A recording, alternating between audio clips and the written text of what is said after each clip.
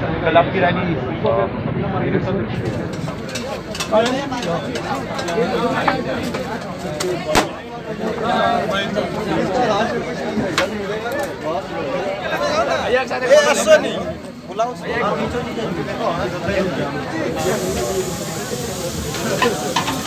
ये क्या करके खींचा? हाँ भैया, जब से मतलब इलेक्शंस हुए हैं, आप जीते हैं, तो आपने बोला है कि मोदी के खिलाफ एक पूरे देश में एक रैली होगी, मतलब स्टूडेंट्स इकट्ठा होंगे और एक नया फ्रंट खड़ा होगा।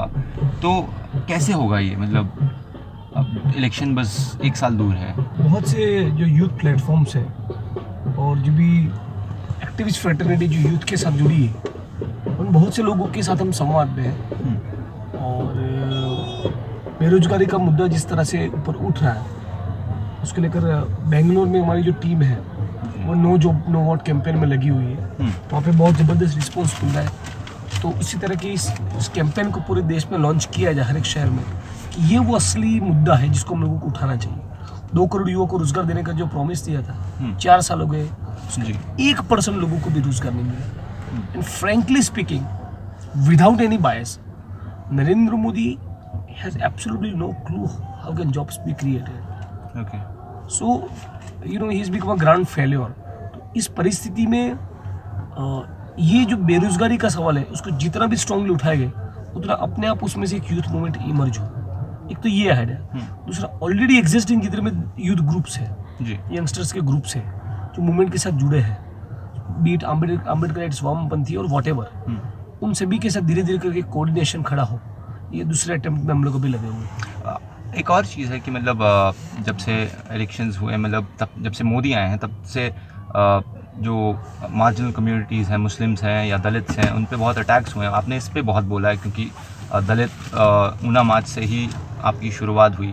तो इस पे आपका क्या कहना है कि मतलब अब आप पॉलिटिक्स में तो आ गए, but can you still make a change? मतलब जहाँ पे आप हैं, आपको लगता है कि आप चेंज कर सकते हैं? बिल्कुल। देखिए, चेंज एक तरह से बहुत ही फिलोसॉफिकल टर्म है जी। कभी कभी एब्स्ट्रैक्ट भी लग सकता है, और लेकिन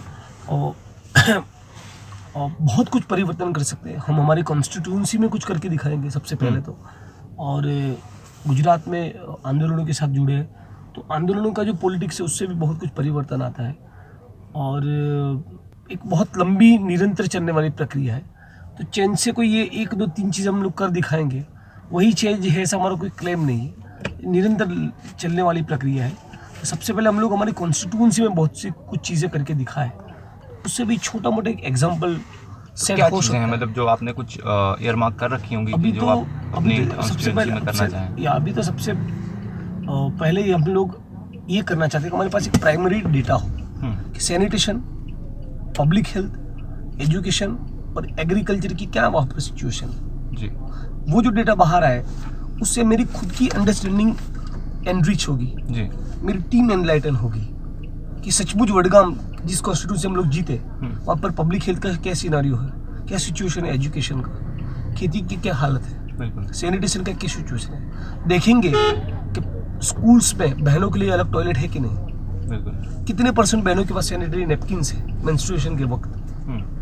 पूरे देश में से रूरल डेवलपमेंट के एक्सपर्ट्स को बुलाएंगे।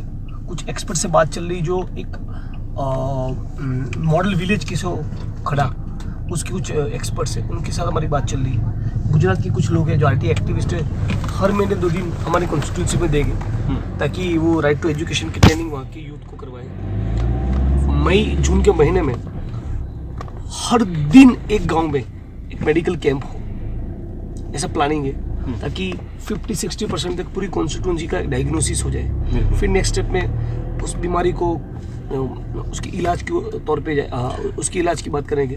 तो वैरायटी ऑफ इश्यूज के ऊपर वहाँ पे जब आप वडगाम से इलेक्शन लड़े तो कौन से इश्यूज पे आपने फोकस किया? जब आप लोगों से मिले तो आपने उन्होंने अपने कुछ इश्यूज रखे होंगे कुछ इम्पोर्टेंट। वो तो देखिए, गाँव में आप जब जाते हैं तो लोगों की अपेक्षा तो यही होती है कि बेसिक्स मिले। ये रास्ते नहीं है, सड़कें खराब है, पीने का पानी का ठिकाना नहीं, पानी में कभी आता है कभी नहीं आता। वहाँ पर एक मुक्तेश्वर डैम है, सालों से भाजपा ने वहाँ पर प्रॉमिस दे के रखा है मुक्तेश्वर डैम का पानी देंगे, वो नहीं हो रहा है। नर्मदा की कैनाल का नेटवर्क नहीं बन रहा है। गवर्नमेंट स्कीम्स का इम्प्लीमेंटेशन नहीं हो रहा है, इसमें लोग पैसे खा जाते हैं, तो BPL कार्ड नहीं मिल रहे, उस तरह के बेसिक सवाल है। तो वो तो सवाल हमने उठाए, लेकिन ओवरऑल जो गुजरात मॉडल के नाम पे जो छलावा हो उसके बारे में भी बात की है। आपने अपना इलेक्शन कैंपेन ऐसे लड़ा कि जैसे मोदी के अगेंस्ट था। मोदी के अगेंस्ट से ज़्यादा मोदी के विकास के मॉडल के अगेंस्ट था। जिस प्रकार की डिंगे मारी गई थी, रियलिटी में तो कुछ पहुंचा नहीं। अच्छा, ठीक है, अभी भी जो अभी मोदी केयर के नाम पे जो स्कीम लॉन्च किया है, 50 करोड़ को बेनिफिट देने का प्रॉमिस दे रहे हैं। बजट कितने? 2000 करोड़ पर पर्सन। क्या आएगा? 40 रुपये।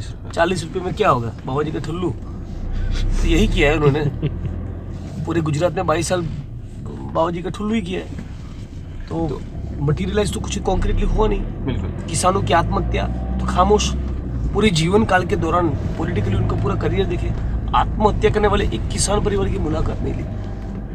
मिनिमम सपोर्ट प्राइस किसी को नहीं। 90,000 करोड़ बजट है नर्मदा की कैनालों का, नेटवर्क नहीं बन रहा है। अभी विजय रूपाणी ने ऐसा कहा जी, अभी कुछ दिन पहले कि गुजरात के सारे किसानों को हमारी अपील है, इस बार खेती ना करें, क्यों? पानी नहीं है।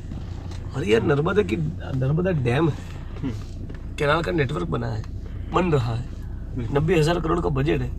मोदी जी के लिए तमाशा खना करने के लिए सारे डैम का पानी बर्बाद कर दिया। गुजरात प्यासा बनने वाला है।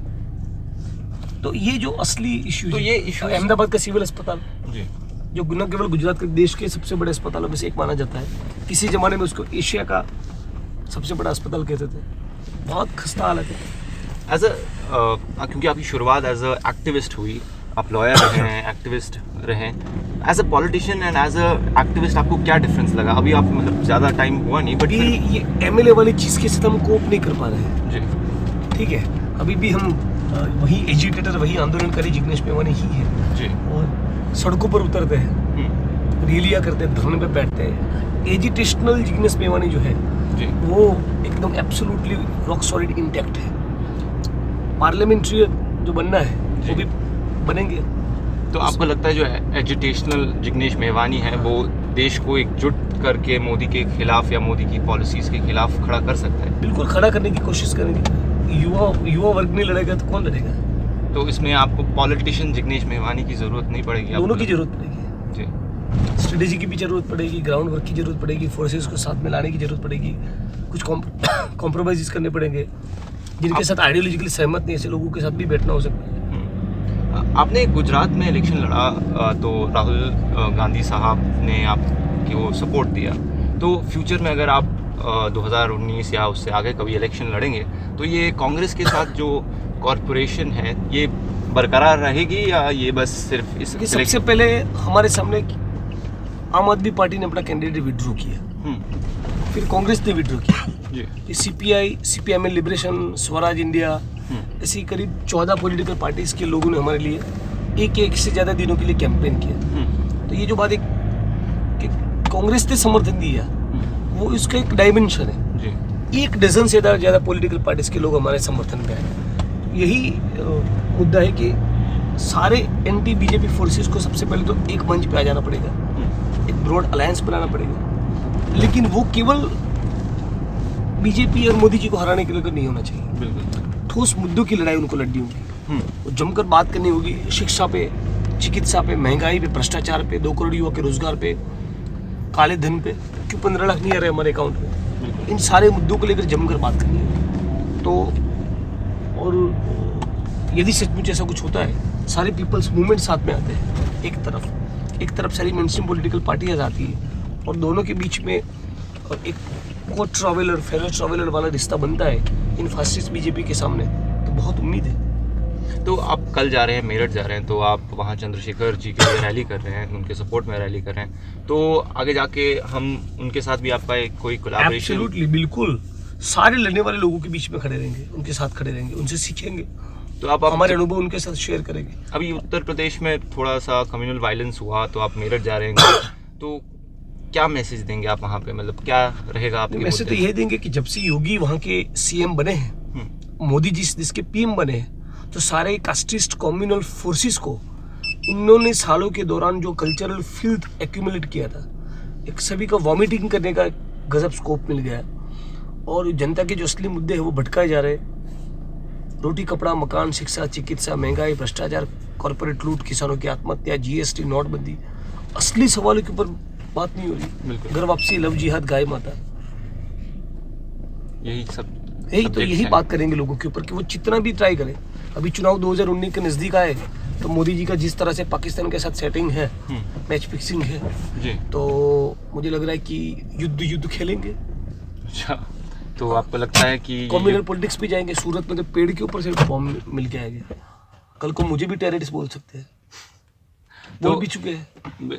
तो कुल मिलाकर गुजरात मॉडल एक छलावा है वो डिलीवर नहीं कर पाएगा। एक गोबेलशील रेटोरिक के चलते मेन स्ट्रीम न्यूज़ चैनल्स और अखबारों में हैवी इन्वेस्टमेंट करके एक इमेज तो खड़ा किया जी। लेकिन उसमें से निकल के आने वाला तो कुछ था नहीं। हम तो जानते थे गुजरात में 22 साल हमने देखा है जी। ठीक है तो वही अब लोगों को महसूस हो रहा है।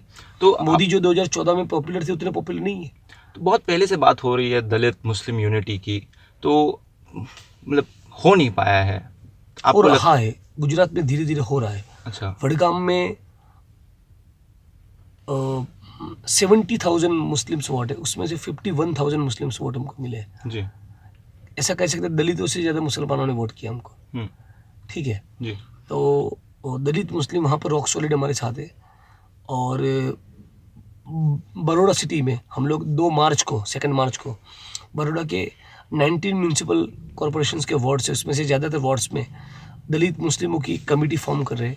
वो फिर अहमदाबाद में राजकोट में सूरत में हर शहर में खड़ी होगी। धीरे धीरे करके गुजरात के हर एक डिस्ट्रिक्ट्स में उसको ले जाएंगे और उसमें से कोई आंदोलन दलित मुस्लिमों को साथ ला पाए तो हो सकता है कि इस प्रकार की कमेटी है इस प्रकार का संगठन पूरे देश में खड़ा हो। राजस्थान में भी 6-7 डिस्ट्रिक्ट्स में हम लोगों की कमेटियाँ बन रही है। दलित मुसलमानों को साथ में लाने में बहुत पोटेंशियल है बहुत कुछ उसमें से हम लोग कर पाएंगे। तो हम और मुस्लिम लीडर्स को क्योंकि इस देश में एक हमेशा रहा है कि मुस्लिम लीडर्स नहीं रहे हैं तो आप उस पर भी एक नज़र रख रहे हैं कि मतलब मुस्लिम लीडर्स नहीं रहे ऐसे नहीं। बहुत से मुस्लिम समाज के लोग कार्यकर्ता एक्टिविस्ट एक अच्छा काम करते हैं उस तरह से वो पॉपुलर नहीं हो पाए। एक popular appeal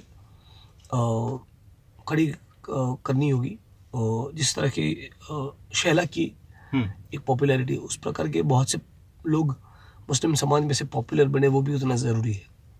Shaila Rashid comes from Jammu and Kashmir तो वहाँ पे electoral politics is not so popular तो आप उसको कैसे देखेंगे मतलब वहाँ पे आप कैसे इन रोड्स बनाएंगे वैसी जगह में। सारी चीज़ों का हमारे पास तो कोई जवाब नहीं जी। हम तो इतना कह सकते हैं भाई हम एक आंदोलनकारी है और जनता के असली मुद्दों के ऊपर लगातार संघर्ष करते रहेंगे। उस संघर्ष में से कुछ चीज़ें इलेक्टोरली क्रैक कर पाए तो बेहतर रहेगा जी। नहीं कर पाए तो सड़कों की लड़ाई तो जारी ही है। बिल्कुल। तो पर्सनल लाइफ कुछ चेंज हुई आपकी जब से आप ये एक्टिविस्ट पॉलिटिक्स? बहुत ज़्यादा हेक्टिक हो गए बहुत ही ज़्यादा पढ़ नहीं पा रहे लोगों को मिल नहीं पा रहे और फैमिली के लिए बिल्कुल ही वक्त नहीं है खुद के लिए वक्त नहीं है सोने को नहीं मिल रहा है ज़्यादा और बहुत ज़्यादा काम है। भी गुजरात में ऑर्गेनाइजेशनली खुद को स्ट्रक्चराइज करना है हमारे संगठन को वडगाम को देखना है और वडगाम में डिलीवर करना है पूरे देश में घूमना है कैंपेनिंग करना है तो बहुत ज़्यादा काम है बहुत ज़्यादा काम है। तो आपको लगता है 2019 तक आप तैयार रहेंगे? तैयार अभी से। विधायक जी जय भीम। विधायक जी एक बार हाथ मिला लो।